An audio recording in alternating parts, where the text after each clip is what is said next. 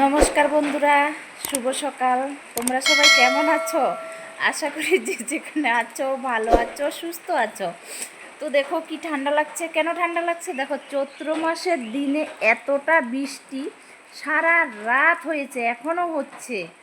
জানো তো কি বলবো, এত এত বৃষ্টি এবছরের মতো কোনো বছর এত বৃষ্টি হয়নি। তো দেখো না, আমি মানে এ ঘর থেকে এ ঘরেই প্রায় আধা ভিজা হয়ে গেলাম, আর বাকিটা এখন একবারে বের হয়ে উঠোন টুটন ঝাড় দিয়ে চান টান করে ঘরে ঢুকবো। আর এদিকে কিন্তু আমি কাজটা সেরে নিই, ঠিক আছে? আর দেখো কতটা পরিমাণে বৃষ্টি হয়েছে সারা রাত ধরে, সেটাও তোমাদেরকে দেখাচ্ছি, ঠিক আছে? এই যে দেখেছো বন্ধুরা, এখনও হচ্ছে। আর এই বৃষ্টিতে ভিজলে না প্রচুর ঠান্ডা লাগে, জানো তো। কি করব, ভিজতেই হবে, কিছু করার নাই। না ভিজলে সারা দিন বৃষ্টি থাকবে, সারা দিন তো আর এই যে উঠোন টুঠোন এভাবে রাখতে পারি না। এখন 7:30 বেজে গেল সকাল, কি যে করব, ভীষণ ঠান্ডা লাগতেছে। আর এই দিকে দেখো, এই যে কালকে রাত্রে মূলা কাটছি না, এই যে মূলার পাতাগুলো ফেলিনি, এখন ভিজে ওজন হয়ে আছে, এগুলোও ফেলতে হবে। কিচ্ছু করার নেই, আমার ভীষণ খারাপ লাগতেছে ঠান্ডা। আরে বৃষ্টিতে ভিজাটাকে ভয় করি না, কিন্তু ঠান্ডা লাগে যে, এটাই ভয়। এমনি শীত করতেছে।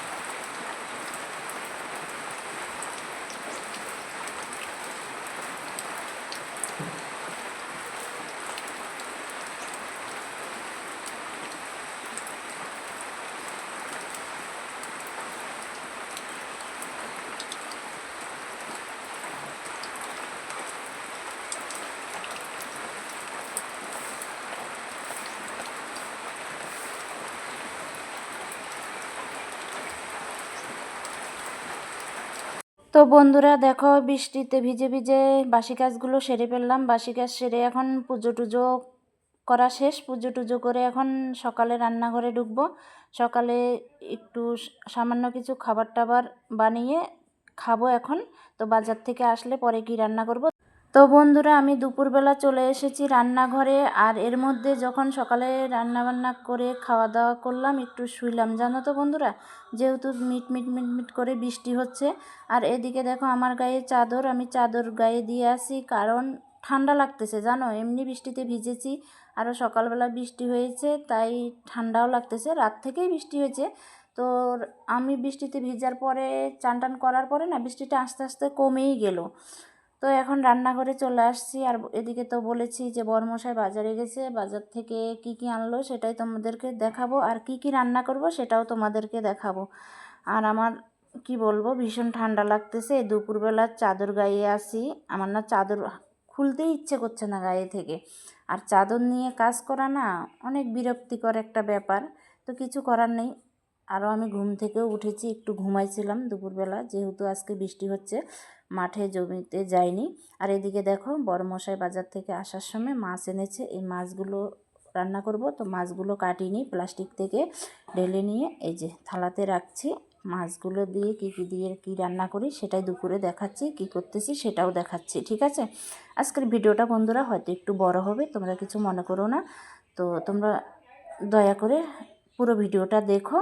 তো এদিকে দেখো, এর আগে তোমাদেরকে ভিডিওতে দিয়েছি যে আমি কুমড়ো ছিঁড়েছি আর কি, কুমড়ো বাজারে নেওয়ার জন্য কেটেছি।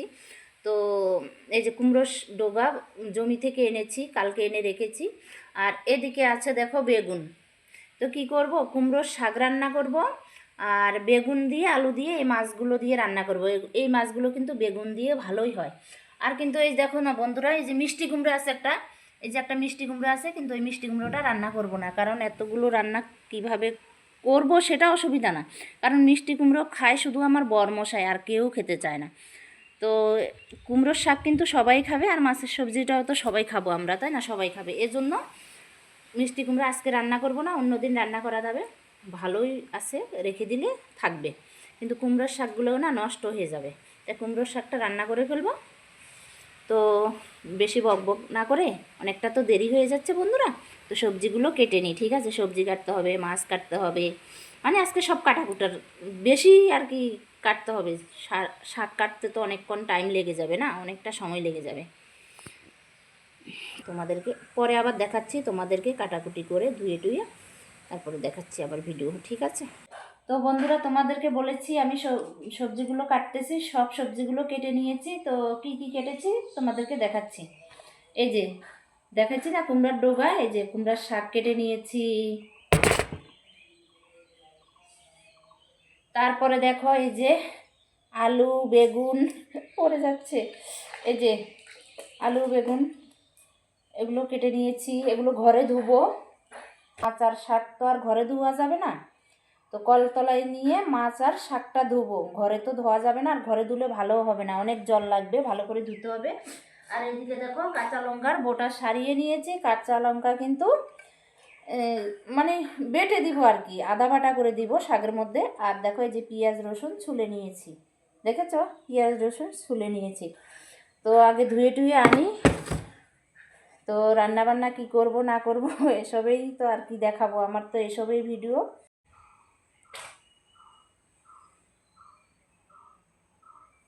তো বন্ধুরা, এইদিকে তো আমি ভাত বসিয়ে দিয়েছি দুপুরের। আরেকটা জিনিস তোমাদেরকে দেখাচ্ছি বন্ধুরা, আমাদের দেশে এখন জলপাইগুড়িতে কি পরিস্থিতি।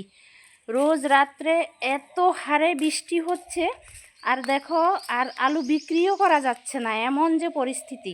দেখো এই যে আলুগুলো জমিতে জমিতে কিভাবে ভিজে গেছে।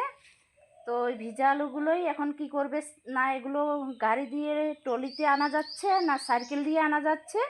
তো আমার বরমশাই আর আমার ছেলে মানে অনেক কষ্ট করে বাড়ি আনতেছে, বিক্রিও হচ্ছে না যে বিক্রি করবে। দেখো বন্ধুরা ভিজে কি অবস্থা, আমি ক্যামেরাটা পিছনে করে তোমাদেরকে দেখাচ্ছি। এদিকে কিন্তু আমি ভাতও বসিয়ে দিয়ে এসেছি। তো বন্ধুরা খেতে, তার মানে দেখো কতটা পরিমাণ জল জমে গেছে, দেখো এটুক পরিমাণ জল জমে গেছে। আর এইভাবে যদি প্যাকেটগুলো 3-4 দিন থাকে, তো নিচের আলুগুলো সব পচে যাবে, আর এদিকে ভিজলেও তো ক্ষতি। আর এদিকে দেখো জমিতে রাখাও রিক্স। এই দেখো এই যে পোকাগুলো দেখছো, পোকা এগুলো হচ্ছে ডোরা পোকা, এগুলো আলুগুলোকে একবারে ফুটো ফুটো ফুটো ফুটো করে দেয় আর কি। মানে এবার খুব খারাপ পরিস্থিতি, এই বছরের মতো পরিস্থিতি আর কোনো বছর হয়নি। এখন এই ঘরটাতে রাখবে। এইদিকে দেখো আমার ভিজা কাপড়গুলো চান করেছি সকালে, রোদ উঠে না, এই জন্য রেখে দিছি। রোদ উঠলেও বাইরে শুকাইতে দিব, কিন্তু মনে রোদ আর আজকে আশা করে লাভ নাই, রোদ হবে না, তো ঘরেই শুকাইতে দিতে হবে। আর দেখছো ঘর কী পরিস্থিতি আলুর। তো বন্ধুরা ভাত বসিয়েছি, ঘরে চলে যাই, কারণ আর এখানে দাঁড়িয়ে থাকলে আমার উনুনের জালটা নিভে যাবে। তো আর বেশি বড় করব না ভিডিওটা, আজকের মতো ভিডিওটা এখানেই শেষ করব। আশা করি তোমাদের ভালো লাগবে। তো তোমরা সবাই ভালো থেকো, সুস্থ থেকো। এখানেই শেষ করছি ভিডিওটা, ঠিক আছে?